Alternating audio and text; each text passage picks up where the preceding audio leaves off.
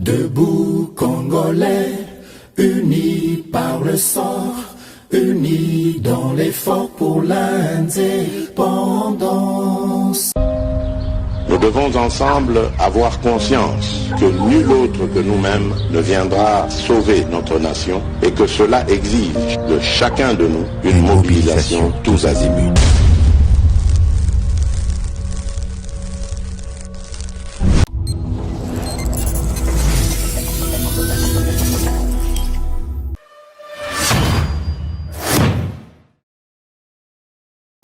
Boye malamu na GCAM télévision, fidèles abonnés, chers internautes, c'est mon angai Koye Babino. Ebele na bolandi émission na bino ba éclairé debout congolais. Depuis partout boza kolanda émission oyo à travers le monde. Merci pour la fidélité na bino comme d'habitude. Merci pour la confiance na bino. Justice yanzambe iratakate. Justice yanzambe motomokote. Aisha Paka na contrôle nango. Bosana nyonso kasi sentence wana ekotsaka biso na émission oyo ko bosana yango te. Tôt ou tard nous finissons tous par récolter les fruits de nos actes. Ozala na nord, ozala na sud, est, tope ouest, yeba yango que justice ya nzambe irataka moto moko te, nzambe bakimaka ye te. Soko ozosala mabe yeba yango ke mokolo ezali yo moko kolokota molona tope okobuka fruit ya mabe yozali kolona. Il n'est pas tard pour changer. Sala yo moko inventaire, sala bilan na yo yeba ko se recadrer. Nalombango tokei na basango na biso ya mokolo lelo esengeli to yeba ete actualité ya République démocratique du Congo ezali dominé na discours ya tata mokonzi ekolo Félix Tshisekedi Antoine oyo a lobaki na tribune des Nations Unies parmi ba points essentiels oya lobeli likambo ya départ to pe retrait à MONUSCO à partir de décembre ya mbula oyo tozali a lobeli likambo ya dialogue na M23 ki ekozalaka atate bako ba M23 ba espérer te que dialogue ekozala na bango suite ya ba crime bango bazali kosala. A lobeli pe likambo ya ba sanction esengeli kopesa na Rwanda tout en félicitant les États-Unis pour la mesure ya zu ya kokata collaboration topé coopération militaire na Rwanda asengi na ba état mususu ete ba landa pe lokolo wana pona ko sanctionner ba auteur ya ba crime oyo bazali ko continuer ko déambuler na bango la nature sans que bazala sanctionner yo polanda ki discours tata mokonzi omona ki ngo ndenge nini na kati na émission oyo tozalaka vraiment na mutindo ya kosala analyse pe décryptage. Est-ce que discours ya tata mokonzi ekolo ezaki malamu to pe mabe nini penda to ko déceler na kati ya discours wana ba décision nini importante ko kolanda discours oyo elandami mokili mobimba. C'est tout à l'heure avec Samba Olonga, analyse pe décryptage ya ba information.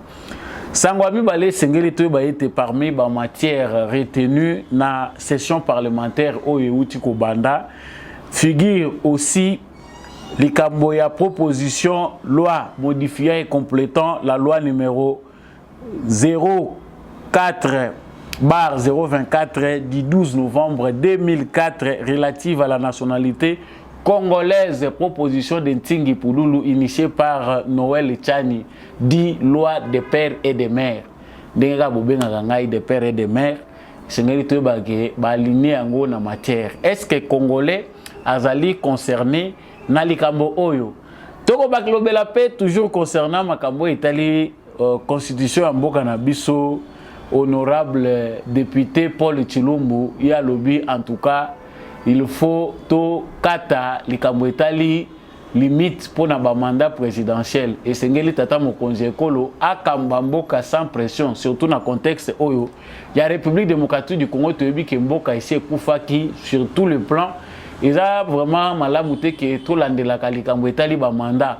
En tout cas si moyen yé il faut constitution na biso ezala modifier pour toper ça mikolo jusqu'à ce qu'il va se fatiguer na mokonzi azali ko kambamboka to koba kotangela elisusu ba mandaté proposition ya malamu to ya mabe bande komusu balobi ezali assassinat na démocratie toza kolobelango na suka ya émission na biso na tondi bino lisusu botondi ndenge boponi etando oyo ya éclairé. J'ai comme télévision à travers émission Debout Congolais. Ceux qui osent nous abonner, abonnez-vous à cette chaîne pour ne jamais manquer notre actualité. Surtout, partagez l'actualité, laissez-nous un commentaire aux Akolanda Biso depuis Wapi. Likez surtout. Nazo sepela nanga les sous-soutenir na bato bazolanda émission oyo mais bazako liker te. Et là qui c'est que ozali ko contribuer te ozali faire dessin na motema te. Faire dessin na motema depuis Wapi soki eza na Kolwezi eza pe malamu soki pe eza na Angola ezali malamu. Nazongi na basango na biso oyo na uti kolobela na sommaire. Tata mokonzi ye Ekolo Félix Tshisekedi asili bongo koloba boyebi te soki mokonzi alobi mato ya bato nyonso ezala kolanda parce que avenir na biso ezali ko dépendre na maloba pe baction na ye vraiment na tribune na Nations Unies Félix Tshisekedi na butu oyo esili koleka ye asilaki kopesa ba grande ligne ya politique na ye na kati ya République démocratique du Congo na vision ya Nations Unies. En tout cas pour na bato balandi discours ezali discours moulaï bozana même na étendage comme télévision bozana possibilité à trouver yango discours ya tata mokonzi Ekolo ezali discours moko epesi toujours occasion pour na banaliste ba observateur ba scruter oyo ezali penser ya mokonzi ya mboka na biso parmi ba matière oyo tata mokonzi ya mboka a abordé na kati ya discours na ye figure en premier lieu selon ndenge to zuba élément synthèse likambo oyo etali retrait ya MONUSCO yambo ete tokota nanu na analyse ya point wana na tikibino bolanda maye président de la République alobaki concernant mission des Nations Unies dans la République démocratique du Congo. En sus du retrait accéléré de la MONUSCO, la République démocratique du Congo réitère sa demande au Conseil de sécurité de l'ONU de sanctionner toute personne physique et morale reconnue comme auteur, co-auteur et complice matériel et intellectuel des crimes de guerre et contre l'humanité, ainsi que des violations graves des droits de l'homme, du droit international et de la Charte des Nations Unies sur le territoire congolais. Il est injuste et inadmissible que des personnes citées comme responsables des crimes graves susmentionnés dans les différents rapports des experts de l'ONU elle-même sur la situation sécuritaire en République démocratique du Congo restent impunis dans le silence total de notre organisation et de ses membres qui placent pourtant la lutte contre l'impunité parmi leurs priorités en matière de gouvernance interne et externe. À ce sujet, le gouvernement de la République démocratique du Congo salue chaleureusement les sanctions que vient d'infliger le gouvernement des États-Unis d'Amérique au Rwanda pour son soutien au groupe terroriste du M23 et à un de ses hauts responsables impliqués dans les aventures criminelles au Congo. Pour rappel, ce groupe terroriste supplétif du Rwanda ne respecte aucun des engagements conclus par les chefs d'État de la région dans les cadres des processus de Luanda et de Nairobi. En effet, non seulement ils n'ont pas quitté les positions conquises, mais ils continuent à massacrer nos populations civiles et refusent le pré-cantonnement et le cantonnement, exigeant un dialogue qui ne leur sera jamais accordé. La République démocratique du Congo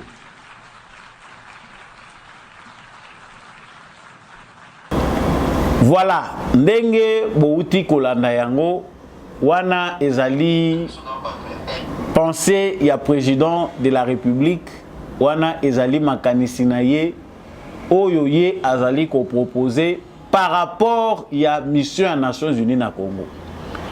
Gaï en tant qu'analyste observateur, Nazalaki d'abord premièrement satisfait que ce que nous disons ici au Congo ce que le peuple congolais dit a été répété sans embâche par le président de la République. En tout cas, ce qu'on a congolais et que on a satisfait na point wana na elobeli ya tata mokonzi ekolo talana nous sommes na ba coton te na matoi c'est que il y a peut-être un problème avec vous lié peut-être na forme ya ba intérêt oyo zali nango ezali lié na République démocratique du Congo te. Il faut biso nyonso ba congolais toyeba ke Nations Unies a commis ko persister a commis ko s'imposer pour na ko continuer ko demeurer ko continuer ko zala na kati ya territoire national congolais contre gré ya peuple congolais. Le peuple congolais de manière générale a déjà dit non à la mission des Nations Unies en République démocratique du Congo. Pourquoi? Parce que après plus d'un quart de siècle, c'est-à-dire plus de 25 ans, tant évaluation ezali ko salema ya musala oyo Nations Unies a sali na République démocratique du Congo. En tout cas, ba Congolais sur 10, 9,9 baza satisfait na musala na ya Nations Unies na Congo. Koya ya président Félix Tshisekedi na pouvoir et participer énergie na peuple congolais a revendiqué départ ya MONUSCO. Toyebiete mbula oyo esilaki koleka à titre de rappel, toza kolobaka ngo chaque fois nous nous souvenons des gens batu bakufaki plus de 30 pas tués par l'armée congolaise ni par les policiers congolais mais par les militaires des Nations Unies en mission au Congo. Babomaki batu toyebi issu jusque là te ya procès ba auteur il y a ba massacre wana contre des populations civiles qu'ils sont censés les protéger toyebi te finalité procès na bango elekelaka wapi basalela procès ngo ndenge nini combien ont été sanctionnés lokola biso na Congo o esi leki lobi ezalaka lokola tozana amnésie moko boye naturelle et ça la ke to ignoraka ou bien to bosanaka noki makambo elekaki lobi. Comme si cela n'était pas suffisant, pression au peuple congolais à Tchaki outa 2022 pour na koyebisa Nations Unies qui en tout cas tozali sous kosepela na présence na bino awate yango et faire bouger ba ligne te na Conseil de sécurité des Nations Unies. Au lieu ba accélérer processus ya départ na bango, ils ont joué par des manœuvres dilatoires pour ba continuer ko trouver ba raison ya ko continuer ko œuvrer na République démocratique du Congo. Cela n'a pas empêché les manifestants à continuer à manifester. La plus récente des crises ezali liwa o tozali kotanga bandeko bakufaki na bandeko na biso na ba infiltré pe bazana kati parce que dans l'ensemble tozali koloba bandeko na biso ba spécialiste ba yeba nyonso baza koloba ke régime ya Tshisekedi des criminels et bomaki ba congolais. Mais comme vous l'avez vu dans certaines images, vous allez constater que parmi les morts, il y a des morts qui n'ont pas été identifiés faute de famille. Mais ezana bato baza ko continuer ko ganga balobi l'État congolais a caché a bombaki bibembe. Ezana ba famille baza ko luka batala bibembe na bango ba identifier ba moni angote. Alors qu'il a été lancé, le communiqué a été lancé. À partir du gouverneur militaire que Batonion soyo ndeko na bango babungisi ndeko na bango ki atambola ki akendaki na marche ba famille ba kende pona ko kende ko identifier bibembe. Les familles sont parties. Mais lokola tozana ba spécialiste mususu bazaka na Congo baza beaucoup plus en parole qu'en acte pour prouver ce qu'ils disent. To monaki batu mususu baza ko loba non ba bombi bibembe. Na ba cercueil to monaki des cercueils des inconnus, des gens qui ne sont pas connus, qui ne sont pas réclamés par des familles. Ba utaki wapi. Ça, nous devons le savoir. Parce que le gouvernement congolais a voulu monter un mensonge pour présenter des faux cadavres et dire que faux cadavres sans famille. Donc l'État congolais a ramassé les représentants inconnus. Faux. Tout ceci fait partie des événements événements malheureux tozali kotia na mutu ya mission ya Nations Unies na République démocratique du Congo. Cette question ndenge tolobelaki yango na ba émission nyonso esili koleka ezali ko remettre en cause la réalité de la souveraineté congolaise. Ce n'est pas ici le lieu pour bisoto, c'est la explication concernant notion ya souveraineté d'un État. Tu dis que mboka nyonso ezalaka na souveraineté nango et la souveraineté est basée sur des matières fondamentales. Ezali na ba principe de base au État lisaka que peuple oyo azali souverain. Na ba fait na makambo ndenge salemaka na République démocratique du Congo, souveraineté ya ekolo Congo est remis en cause parce que aucune nation dans le monde ne peut accepter la situation que vit le Congo. Une mission est venue chez vous pour un but précis. Après évaluation pendant plus de 25 ans, mission a échoué. Ba remercier bino baza ko senga bino ke bobi mananu to envisager ndenge nini biso pe tokoye ko sala ndenge na biso bolobité biso toko bimana mboka na bino kaka soki to monique changement et salami. Qui va constater ces changements? Bande ko na ngai point haut tozali ko soulever ezali point moko très capital. Nous traversons un moment très crucial. Discours ya Félix Tshisekedi ezali discours au faut biso to landaka la lettre toza ko analyser mot par mot. Avant Félix Tshisekedi a ça la discours oyo tozali ko analyser ya Nations Unies, il faut que le secrétaire général des Nations Unies a s'exprimer qui sur les kamoya mission à Nations Unies na Congo. Point de vue na ye ezali contraire na point de vue à ba Congolais nyonso pe point de vue à Félix Tshisekedi. Pour le secrétariat général des Nations Unies, pour les conseils de sécurité des Nations Unies, mission ya Nations Unies na Congo ezana nous utile. Pourquoi? Parce que bango selon évaluation na bango bamoni que Congo azali na nous prêter ya ko couvrir ba madusu oyo bisika oyo MONUSCO azali. C'est que bisika nyonso MONUSCO azali soki MONUSCO akei bango baza ko mona que crise ko s'amplifier ba groupe rebelle et ko risquer ba commettre ba massacre, il y aura des guerres interethniques, il y aura des ethnies qui seront menacées, notamment les Banyamulenge et consorts. Bazana ba raison na bango oyo bango bazali ko présenter. Ces raisons oyo bango bazali ko présenter pousser bango baloba que bango MONUSCO pona bango bakobima kaka na Congo soki armée congolaise est comme capable ya ko assurer relève. De vue comme ça ou bien de première vue, tokopé sa bango raison pona koloba que en tout cas bazana raison soki ba militaire wana bazate la kisi que déjà crise wana ko ya ko s'amplifier les sous risques ezali ba massacrer bato. Déjà visiblement au komona que bazana raison, mais au fond ezali complot na betaka lisolo ya complot chaque jour pour biso peto betela kabana na biso. Nous sommes victimes. Pourquoi victimes? Parce que les Nations Unies bayebi que mission ya munene bazana ngona mukiliza na Congo kolongo la mission wana na Congo soki basali départ na bango définitif, retrait na bango définitif.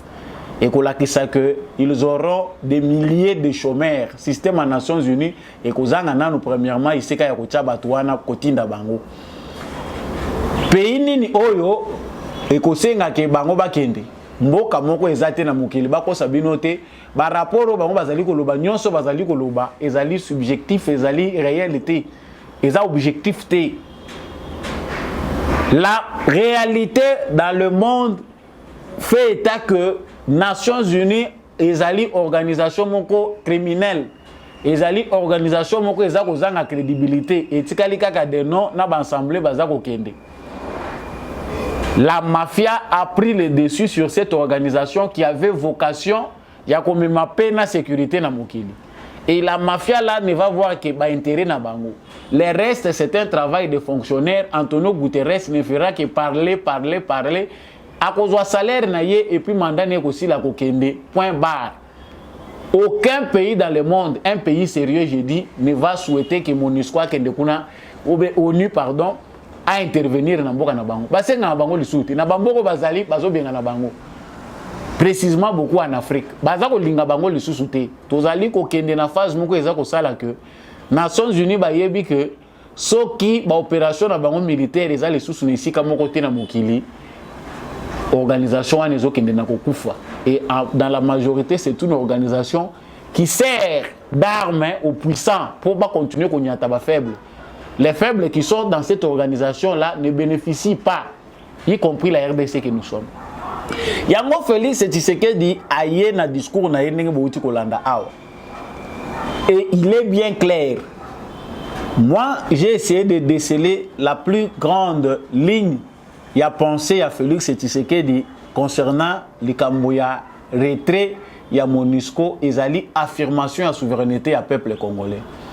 Aïbisi bango clairement que pour tout éviter l'affrontement entre population et MONUSCO, il faut pas qu'il y ait. Et ça illusoire de continuer à s'accrocher. Quand il dit qu'il est illusoire de continuer à s'accrocher dans le mandat, tant que MONUSCO continue à exister, il répond à qui? C'est Antonio Guterres derrière lui. Azali ko répondre dans le système des Nations Unies que Eza Yangote. Chers Congolais, ceux qui voyez la guerre, nous sommes en guerre contre le monde entier, contre cette organisation. Tout de suite au quota, Kobimape Eza problème parce que nous sommes en guerre dans le monde entier. Il faut avoir une stratégie, il faut une poussée des Congolais. Toti ka dossier au Tshisekedi yemoko memango. Il l'a bien dit parce que nyonso biso toza ko lobela awa na seto tche makelele yango Tshisekedi a lobi na tribune des Nations Unies que eza les sous correct été. C'est le moment bakanga bisaka bakende. Mais eux, baza prêt à kosala yango, n'ont-ils pas des agendas cachés? Oui, ils ont des agendas cachés. Agenda na bango ezali que les conflits persistent. Nations Unies bazali na banaliste na bango, bazali na ba organisation na bango où eza lié pour na fonctionnement na bango, basi batali bayebi que Congo eza libulu eza ko bénéficier et aux fonctionnaires des Nations Unies et aux multinationales et aux politiques ya ba pays puissants dans le monde. Bango nde mutu bazali ko tia dictat na bango na makambo ndenge eza ko salema kuna. Donc quand Félix Tshisekedi parle du retrait de la MONUSCO, considérons que nous sommes en guerre. Parce que MONUSCO a kobimaka na mboko ote sans implication totale du peuple congolais. Et quand on parle du peuple congolais, certains pensent que c'est une affaire de l'Est du Congo. Ici, kawapi baguerre et zalakabino et talibinoté. Non! Parlons tous de cette affaire. Les chefs de l'État en parlent. Il est en danger. Parce que le discours là n'est pas le même avec ceux qui dirigent l'ONU. Bato bazali na voix prépondérante dans les Nations Unies, bazako le discours à Tshisekedi te, bango bazo mona le contraire. Il faut l'ONU à continuer aux ala. Et quand l'ONU continue à exister ici, tout est bayango que mazite ba groupes armés aussi la kate. Par contre, au lieu bango ba diminuer ba conflit, bango bazako accélérer. Ce qui m'étonne avant na point na fin na point oyo ezali comportement ya autres zako benga opposition congolaise. Martin Fayulu, Délice Sanga, Moïse Katumbi et les autres que je n'ai pas cités, pour Nabango, ils s'accrochent aux Nations Unies. Bazako s'accrocher, y compris Denis Mukwege. Il faut ONU continuer kozala, bango bazako peut sa confiance na ONU parce que ONU nde mutaza ko assurer bango crédibilité. Na éviter publication à résultat ba kosala mona kati ya chari ya ONU pour bino bozala na crédit to éviter. Ils ont même demandé à ce que sécurité na bango ezala assurer na ba militaire ya ONU pour bango bandi mapenda solo qui en tout cas posant la sécurité. Ils ont inventé plusieurs scénarios. Oboyebi aussi to loba loba pour na bango ba s'accrocher contre la volonté du peuple congolais. Oh ba kufina goma ba lobi ba bande ko marcher pour na kosenga départ ya ONU na EAC. Ba opposant congolais baza ko loba le contraire. Peuple congolais c'est qui ton ennemi? Ba ennemi ya Congo baza pe na kati ya Congo ebele. Ceux qui nous font plus de mal sont nos frères. Parce que au lieu de la liloba moko, tous allons malobe belé pour dire voilà, non, nous avons un avis. Ah, bango bazab expert, bamoni pona bango que le langage des Nations Unies est celui-là. C'est à nous Congolais de comprendre de quoi il s'agit et puis toye bandengini ni côté de Mélan. Les Kamboyami balé awa, tolobela ki ngope émission les kaki. Les Kambo ya dialogue oyo, il y a na M23. C'est dialogue qui est entendu par Kagame, c'est dialogue souhaité par la communauté internationale, ce dialogue qui n'est pas profitable pour les Congolais. Je voulais suivre la grande ligne à président Félix Tshisekedi lorsqu'il parlait. Il y a question à M23 et dialogue au Bazakosé. Guerre et contre l'humanité, ainsi que des violations graves des droits de l'homme, du droit international et de la Charte des Nations Unies sur le territoire congolais. Il est injuste et inadmissible que des personnes citées comme responsables des crimes graves, susmentionnés dans les différents rapports des experts de l'ONU elle-même sur la situation sécuritaire en République démocratique du Congo, restent impunis dans le silence total de notre organisation et de ses membres qui placent pourtant la lutte contre l'impunité parmi leurs priorités en matière de gouvernance interne et externe. À ce sujet, le gouvernement de la République démocratique du Congo salue chaleureusement les sanctions que vient d'infliger le gouvernement des États-Unis d'Amérique au Rwanda pour son soutien au groupe terroriste du M23 et à un de ses hauts responsables impliqués dans des aventures criminelles au Congo. Pour rappel, voilà. Nakanisi bino moko boza koyoka tata mukonzi ekolo ndenga aza kolobela ngo. Félix Tshisekedi ne fait rien au hasard. Bato peut-être oyo bazui tenter à comprendre approche nini Félix Tshisekedi aye nango. Méthode na ye aza ko engager pour to gagner guerre oyo baza ko mona ye lâche traître collabo tous les noms qu'on traite là. Parce que on attend ba commentaire on a sekaka ba congolais. Biso sur l'autre comment ba expert. Tango baninga bazalaka konyoko ma ba mususu na saba nzete ba mona déjà danger ya mboka ezoko kende kala. Uta ba ne non quelque 96 97 bato bandaye kolela déjà. Muza ye ba congolais bazalaki na mission ko mona baza kolela. Balobi mboka kei. Wana yo ozaki na ona ndombolo. Wana yo ozaki kolata nanu ba jeep. Ozomi benga saper. Sikoyo lelo oyo biso stoko mba politicien, tout le monde devient expert. Félix Tshisekedi azazoba ndenge nini azako mboka makambo wana nyonso azomona wana yo komi expert souci kaka lelo na butu lelo sili sango na Rwanda. Eza facilité bandeko nanga. Les dialogues que vous voyez, cette fermeté du discours de Félix Tshisekedi est une réponse à la communauté internationale. Le grand danger est là. Ceux qui ont le but, c'est qu'il est en danger. Les autres prennent ça pour du théâtre, les autres l'aventure. Discours au Félix Tshisekedi a tenir et à fermeté pour dire non. Et non, tosi to loba, toza ko lobango lisusu et si kani na za ko lobelango. Ils ont interviewé un journaliste, ils ont tribune à Nations Unies que dialogue et kozala kate. Ceux qui aiment 23 ans la dialogue et kozala te. On sous-entend qu'il y a une position de force en lui. Et bien sûr, nous avons la position en force, c'est parce que c'est stratégique. Nous voyons l'affirmation de notre souveraineté. Nous voyons les propos d'un président qui s'assume. Souvenez-vous, chers frères, qu'il y a des gens dans ce qu'on appelle l'opposition au Congo qui ont souhaité que ce dialogue-là ait lieu. Bakatumbi et les autres ont soutenu à un moment que bisoto ça la dialogue. Il faut qu'on mango de manière diplomatique to solo là. Bato tout ça ko benga ba opposant. Il faut to solo là. Les gens qui sont dans ces complots, que ça soit au niveau de la communauté internationale, que ça soit au niveau régional ou bien au niveau continental, que ça soit en République démocratique du Congo, ont travaillé, que ce soit dans les médias, que ce soit dans des pressions diplomatiques, pour dire à Tshisekedi, tu t'entêtes pour rien, il faut que tu cèdes solo lana batouana. Alors que Tshisekedi, dans la bataille diplomatique, il a déjà gagné. Les lois qui Tshisekedi a vendu ça, Bertrand Bisimwa, Naba Sultani Makenga, Naba Oyo Mususo ya komi na santé ya Zamba, Oyo Tozako Benga, Soki Willingoma, Soki Willingoma. Tous ces chantages-là qu'ils font, ils allaient pour Tshisekedi Azwa apé sa crédit dans le mouvement Oyo. Alors qu'il ne s'agit pas de ces aventuriers-là que nous voyons. Le vrai problème, c'est Kagame na bato bachakiye. Tshisekedi a sa battre diplomatie na ye na point Oyo, mukili mobimbeza devant exercice mounene à droit international.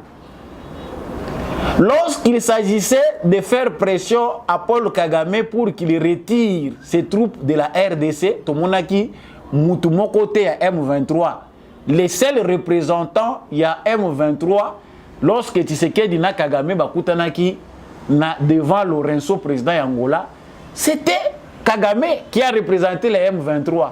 Babimi basali discours balobi to obtenir na Paul Kagame qu'il va retirer ses troupes. Mais comme l'entêtement existe, bandoki lokola bazana Congo, bandoki mususu pe bazana États-Unis, ba mususu pe bazana France, en Europe en général. Ils ont tout fait pour entêter Kagame que akende na sens oyo makambo banaye ko kende dete. Tshisekedi n'a pas échoué dans sa diplomatie parce qu'il y a ceux qui font une mauvaise lecture. La diplomatie de Félix Tshisekedi est loyale à corrompre Moutouté et ça basé sur les droits. Il leur a dit des vérités, a exposé de Bango devant le monde entier. La raison est dans notre camp. Parce que Bamata, Bakita, qui n'a pas le preuve que les Rwandais agressent les Congo, qui ne sait pas qu'il y a de preuves, militaires, Bakangana Maboko, détenus militaires, matériel militaire, qui n'a pas de preuves. Mais c'est dans ce contexte-là, des Bissotozali, au nom de la non-violence, au nom de la résolution pacifique des conflits que prônent les Nations Unies, Tshisekedi a raison. Les sanctions, sanctionner déjà au nom du droit international parce que les Rwandais violent les frontières d'un État et que baza ko respecter ba principe wana. Mais lokola mokili ekoti bowumbu ya basenzi oyo bavandisi bomoto na bango likolo ya biloko. Ceux qui veulent gagner dans le sang, dans l'injustice, dans l'oppression. Bango pona bango, c'est la loi du plus fort. Il faut dominer, il faut exterminer les gens, il faut inventer des théories pour bakoma plus riche et que bamususu bakoma babola. Voilà pourquoi on est arrivé là. S'il y a des Congolais qui pensent que Tshisekedi fait fausse route, qu'il a tort, il devait directement engager les armes. Non. Bitumba bangaja kango ndenge nini ko kende mbala moko na mandoki sans que ola kisabatu que voilà nous avons épuisé toutes les procédures pacifiques. Na fazo tokomi Tshisekedi c'est le grand gagnant, que ça soit sur le plan diplomatique, que ça soit sur le plan militaire. Si aujourd'hui le Congo décide de frapper, ils ont raison mon côté qu'on a avancé sur le plan international pour nous condamner nous. Oh tout telemi poto lo bilambo kanabiso.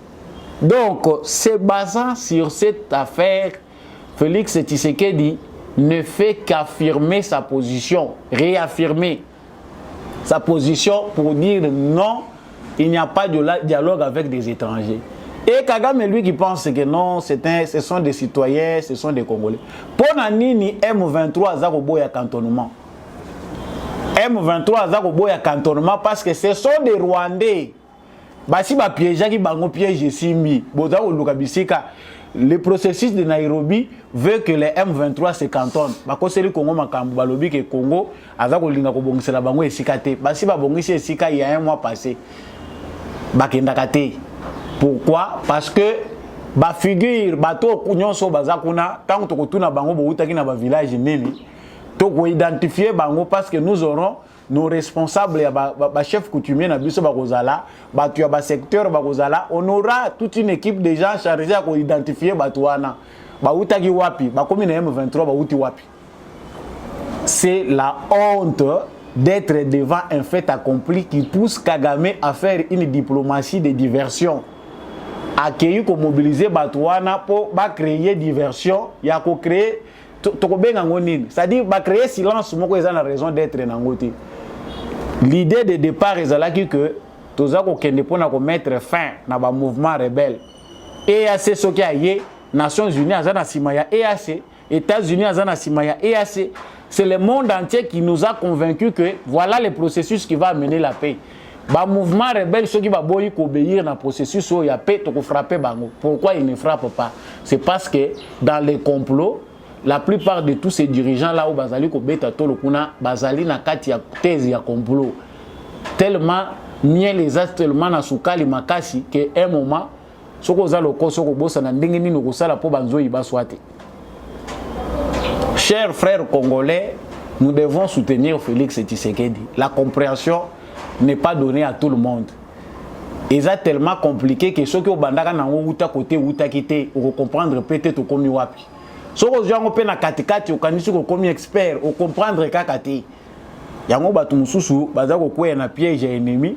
Au lebiso ba congolais tozala liloba moko to soutenir Félix Tshisekedi o a une énergie à sika pour te mettre fin et lokoyo. On se retrouve qu'il y a des Congolais qui sortent du cercle pour combattre Tshisekedi. C'est bête. Bon, excusez le terme, mais ce qui est choquant, mais ce qu'on se retrouve dans Kawana, tu es bête, ça ne vaut pas la peine na point autocomi. Ba dirigeant ya monde baza étonné na façon à faire à Tshisekedi, muto azo sala ndengeni pour résister devant une masse de gens comme ça. Les complots est tellement grand que ba nation puissante oyo ba yebaki que Tshisekedi a kokokate pour na changer donne et qu'il va finir par faire avec. Ça dépend à Tshisekedi a leka, il faut ndima que en tout cas, tous d'accord na bino, Rwanda continue à exploiter Nanzela Zulaka. Moi aussi, je reste calme. Wano yoki mando ke kubeta te. Kabila, asili saka guerre, ba M23 ou bazalaka te, Tshisekedi a sekou si bango, oza musenzi. Accepter cela, des fois c'est énervant, mais il faut tout le bakandenge wana. Ne soyons pas experts en tout, comprenons, na sens ni toza ko kende. Donc, pour cette question de dialogue, ba yeba na bango qu'ils seront surpris. Et Tshisekedi dont on pense que Azali lâche, il est trop naïf de croire que la communauté internationale finira par agir, va nous surprendre. Ils ont un acte Tshisekedi a posé, ils ont monana, ils ont la surprise pour na batebele, mais il y a encore autre chose. Tant que mutazolo baboya comme une fermeté, boyebité et c'est kanini n'y est pas simbi. Et lui Kagame pense que ils ont un théâtre à désordre. L'un de ces 4 matins, la communauté internationale va rejoindre les Congolais, mais ce sera avec force. Donc, Nabosu qui s'y pose dans le discours de Tata Mokonzi Ekolo, nous devons retenir qu'en tout cas, Bissonion so ba Congolais tous à la qui fier. Il y a expression à ceux qui sont Congolais au sentir point mon côté touché ou qu'en tout cas je partage le point de vue du président de la République, c'est que vous en avez inakati na yo. Mais en tout cas, pour les Congolais ordinaires, le discours du président de la République incarne la volonté du changement. Il y a peuple congolais dans Mobimbalango. Et puis, quelque part, à la zone ici, Bango, la mission des Nations Unies. Ce qui les Nations Unies continuent à exister, il faut des réformes profondes. Baza qu'on envisager que oui, il faut élargir les cercles, il y a des membres permanents au Conseil de sécurité, ce n'est pas suffisant.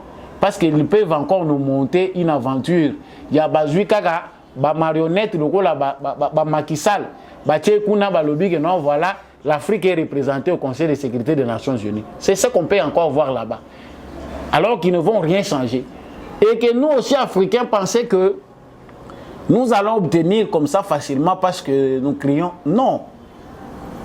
Là, je félicite le courage de nos frères ouest-africains, là où certains coups d'État se sont faits de manière normale, là où l'armée permet l'expression de tout un peuple, là on salue.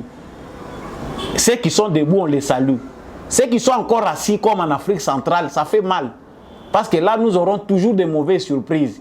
Ils vont anticiper les changements que nous voulons. Bakoya va imposer Bisso Makambu. Et ça ne sera pas de notre goût. Ce sont des choses qu'on a déjà vues dans les années 90, lorsqu'il y a eu, avant, il y a la conférence nationale souveraine. L'Afrique avait besoin de démocratie, mais imaginez qu'est-ce qu'on nous a donné.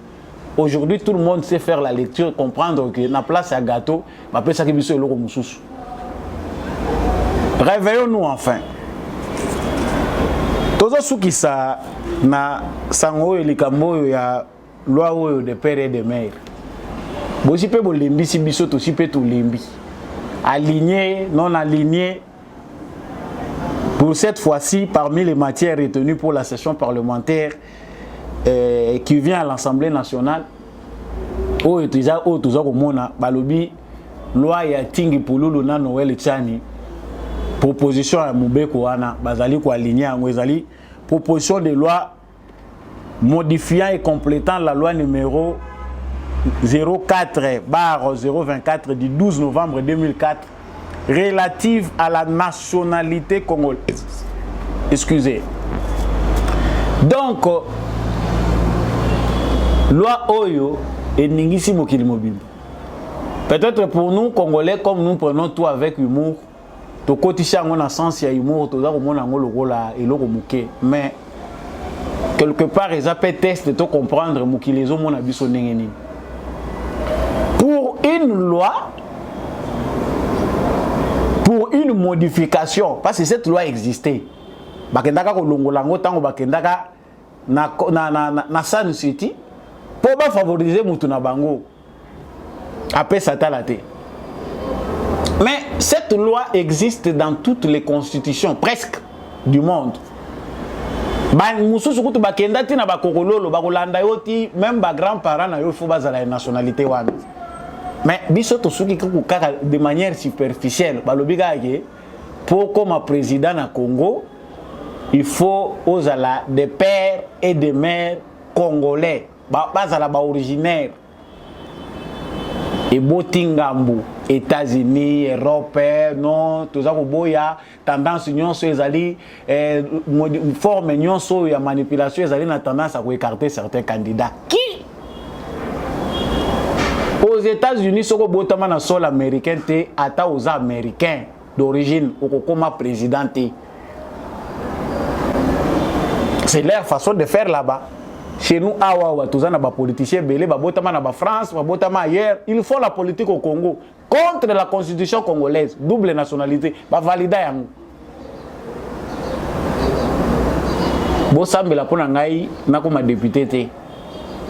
Ce serait peut-être pire. On n'a rien contre les autres, mais quand on voit aussi, il y a un problème de culture lorsqu'on parle aussi de nationalité.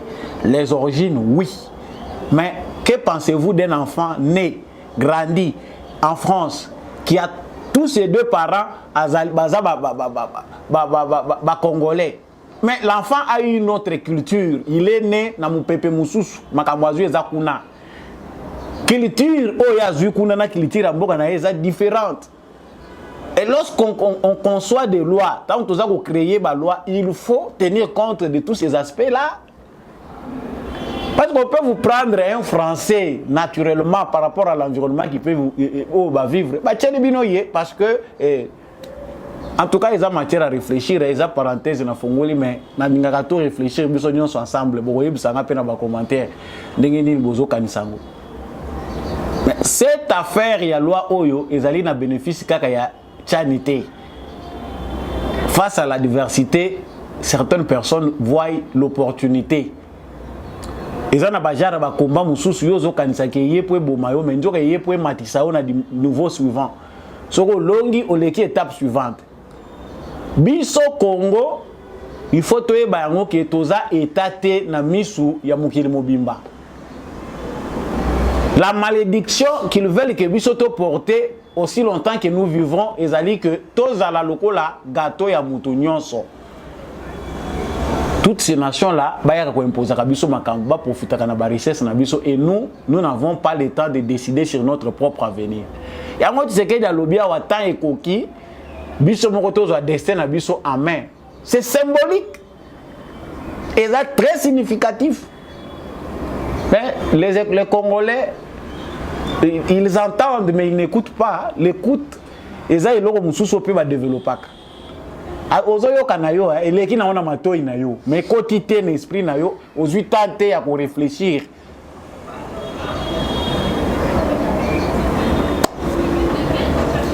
Biso toza ko zelangonge koki si les Congolais veulent de cette proposition l'Assemblée nationale et c'est zakana ndako ba bengi palais du peuple, palais à peuple congolais. Jusque là le parlement congolais n'a pas encore un siège construit historiquement, ils ont une histoire kaka ya bango. Mais parler du peuple ya Congo, Congolais,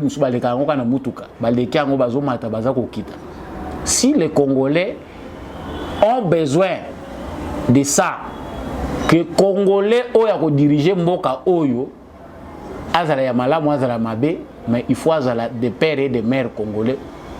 Vous allez voir, il faut beaucoup manifester. Mais ce que vous avez dit, c'est que nazo suki sa awa na makanisi ya Paul Tshilumbu. professeur ayeli biso théorie moko botika na seka po notre cher professeur na interview na ye na Top Congo ayebisi biso alobi en tout cas po na ye eza malamu to élargir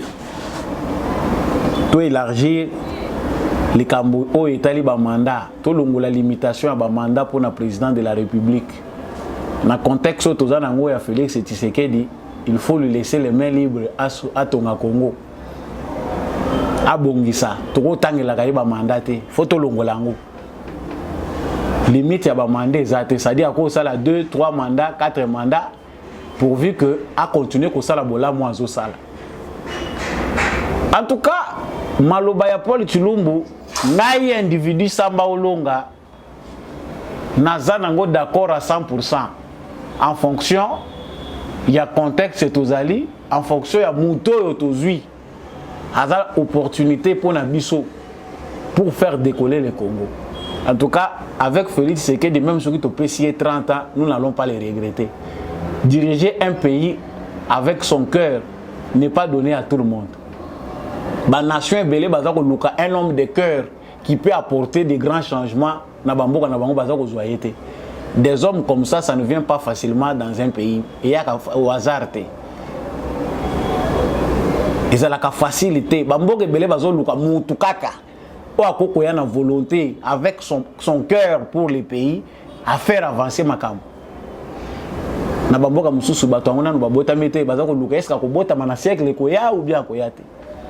Partant de l'idée de Paul Tshilumbu, tant que la façon de faire et Félix Tshisekedi, on sent qu'il y a beaucoup d'amour, beaucoup d'engagement dans makambo o ya za ko sala pour na Congo. Et 5 ans, même tant que le Lobango, on a 5 ans par rapport il y a des dégâts où est salami na Congo par rapport il y a contexte, il y a organisation politique, sociale, économique il y a Congo, ça ne convient pas. Bato bazako tangela Tshisekedi ba année par rapport à ba mandat sali le côté qu'est-ce qui est fait 5 ans yango esili balingaka kufinga te mais terme ya koloba musenzi ou excusez ngaka mais ils a passé parce que nous avons des intellectuels qui veulent bien les termes qui se disent intellectuels les pays où ba diplôme est belé en Afrique centrale c'est le Congo. Les pays qui produisent beaucoup de diplômes, mais oh, bah, philosophes, bah, comme de moins en moins, bah, on n'a plus de philosophes chez nous. Bah, penseurs, bah, les sous-sautés, on a des gens superficiels. Pensez, idée de départ, les gens n'ont pas été. Mais tant que tu as la psycho, paramètre, il y a démocratie, nous avons condamné Paul Tshilumbu parce qu'après 37 ans de lutte, il y a eu de paix. Le combat, c'est pour l'instauration d'un état de droit et une démocratie. Malgré que un état de droit et une démocratie, en théorie, il y a 100%. En pratique, même aux États-Unis, même à 90%. Dose de dictature, Paul Tshilumbu n'a pas tort. Mais est-ce qu'il faut que dans une démocratie, Tokomawana, ça ce sont des questions qu'on se pose. À Boaki Libanga, il faut Moutunion se peut s'exprimer à comprendre de quoi il s'agit. Il est mieux, il est préférable que Toko Misata bané à mandat wana tulubi que mandat moko est commis à 9 ans, bien 10 ans. Tu peux essayer Tshisekedi exceptionnellement lui. Parce que Azako convaincre. Même na bazamba kuna na ba village, batu bazako convaincre que oui. Mbongo ya Congo bakolo nango bakomi koliango ata mwa 10 francs oyo eza komona nake bisika oyo ndako ya bapai ezalaki mais bamoni ke école moko etongami wana eza quand même kopesa bana ba condition oyo ezali nécessaire pour batanga malamu. Oui, pendant 18 ans eza na ba village na Congo bana ba yebite mbongo ya Congo biso toko kolela ngo ndenge nini. Aujourd'hui il y a quand même des retombées que mbongo ya ba contribuables congolais ils ont servir même dans le Congo profond. Pour cette personne là il faut couper ça y est, ceux qui ont dépendre nanga à 50 ans couper ça y est. Ils ont flatterie, mais ce sont des éloges mérités. C'est un homme qui mérite. Là où ça ne va pas, nous allons critiquer. C'est un humain, ce n'est pas un Dieu. On a toujours des choses à critiquer, mais il est exceptionnel. Mutandenge wana ba beti la ki maboko ba encourage akaye. Ba combattre ka mutandenge wana te. Paul Tshilumbu a oluki makambu. Ah. Toko réfléchir, toko zonga nango. Émission ya mukola lelo esuki wana. Na ebike bolekinga na mayele na makambu ebele na bandako bosi bokendaki musika, tika commentaire, like émission, partager yango. Wana ndependa solo komi debout congolais. FARDC na motema biso nyonso toko tikalaka obe FARDC na motema bendele ekweyate. Merci Nandeko Chako comme d'habitude azaki na sima caméra au pour émission ekomela bino na tondi botondi na apôtre Gérard Kabeya matondi mingi na l'homme de la vérité des urnes Jean-Louis Timbalanga. Merci beaucoup à monsieur le maire Boniface Mpunga. Je remercie papa Freddy Ngwama na tondi botondi na Mouvier Maurice Kikangala, merci beaucoup. Na maman Bilonda, merci à maman Lisette Mumbendou, merci à tous ceux qui soutiennent l'émission Debout Congolais. En tout cas, je vous suis très reconnaissant. Partagez cette émission, donnez de la force. Vous voulez aider cette émission à aller de l'avant, appelez les numéros en bas de votre écran. Ngai moko samba olonga ndena koyambayo. Tika commentaire, FARDC na motema. Bipai nyonso bolandi émission oyo. Vraiment, na sepeli makashi to monani prochainement.